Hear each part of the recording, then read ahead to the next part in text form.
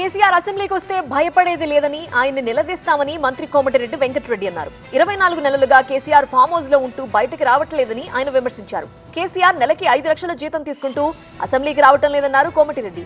MLC కవిత ప్రశ్నలకు కేసీఆర్ సమాధానం చెప్పాలని ఆయన డిమాండ్ చేశారు. దోచుకున్న సొమ్ము పంపకాల్లో తేడాలొచ్చాయని, అందుకే కేసీఆర్ కుటుంబంలో గొడవలొచ్చాయని అన్నారు. ఇవాళ అసెంబ్లీకి ఎందుకు రావు కేసీఆర్? 24 నెలలు అయింది, ఫామ్ హౌస్లో ఉన్నాడు. మన నెలకు 5 లక్షల రూపాయలు జీతం నాకు వచ్చినట్టు వస్తే జీతం ఆయన క్యాబినెట్ మినిస్టర్ ర్యాంక్ ఆయనకు. రేపు వస్తాడు ఆయన, రేపు వస్తుండు లీగ్ తీసుకున్నాం టీవీలో. ఆయన మొనగాడిగా వస్తుండగా మేము భయపడుతూ కొందరు అనుచరులకు చెప్పిండు అసెంబ్లీకి ఆధార్ కార్డు ఉన్న కేసీఆర్ అని. ఎప్పుడు వస్తారా మేము చూస్తాం ఉతికి ఆరేస్తానికి. ఆయన ఏమనుకుంటున్నట్టే ఆయన అయితే మేము భయపడతాం అనుకుంటున్నాం. ఫస్ట్ రాగానే నేనే లేస్తా.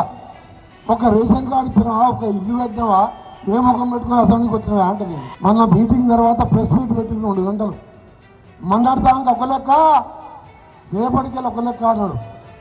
అరే కేసీఆర్ ఒక్కటే అడుగుతున్నా, నీ బిడ్డలు అడిగినా నీ బిడ్డ అడిగినా ఒక్కొక్క మాజీ మినిస్టర్ 1000 కోట్లు, నీ అల్లుడు హరీష్ రావు సంతోష్ రావు 1000 కోట్లు దోచుకున్నాని స్వయంగా నీ బిడ్డ అడుగుతున్న దానికి లెక్కలతో బిడ్డ ఆ పంచాయతీ అంతా మొత్తం కూడా ఆ పంపకాల కాటే వచ్చింది మొత్తం. దాని సంగతి తెలుగు, నీళ్ళ సంగతి మేము తెలుసుకుంటాం. బీజేపీతో కొట్లాడతాం.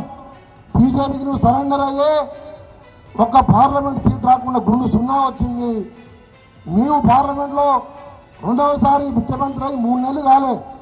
నేను ఉత్తమ్ కుమార్ రెడ్డి రేవంత్ రెడ్డి నామినేషన్ అయితే 3 సీట్లు వచ్చినాయి. నువ్వు 10 ఏళ్ళు ముఖ్యమంత్రి ఉండి మన ఎంపీ ఎలక్షన్లో ఒక్క సీటు డిబైట్ రాలేదంటే నీ పార్టీ ఉన్నదా? నీ బిడ్డలు అడిగితే చెప్తుంది మొత్తం లెక్క. ఆ చెప్పిన లెక్క ప్రకారం 1,00,000 కోట్లు ఈయనే తిన్నారు. కాంగ్రెస్ వ్యవస్థాపక దినోత్సవం సందర్భంగా నల్లగొండలో టౌన్ కాంగ్రెస్ అధ్యక్షుడు గుమ్మల మోహన్ రెడ్డి ఆధ్వర్యంలో కాంగ్రెస్ యువ చైతన్య ర్యాలీ జరిగింది. క్లాక్ టవర్ సెంటర్లో బహిరంగ సభ చేశారు. 10 ఏళ్లు సీఎంగా ఉండి కృష్ణా జలాలను ఏపీకి ధారాదత్తం చేశారని కేసీఆర్ పై కోమటిరెడ్డి విమర్శలు గుప్పించారు. ఇప్పటి వరకు కేసీఆర్ 1,20,00,000 రూపాయల వేతనం తీసుకున్నారని అన్నారు ఆయన. కాంగ్రెస్ ప్రభుత్వంలో సీఎం రేవంత్, ఉత్తమ్ తరువాత స్థానంలో తానున్నానని కోమటిరెడ్డి అన్నారు.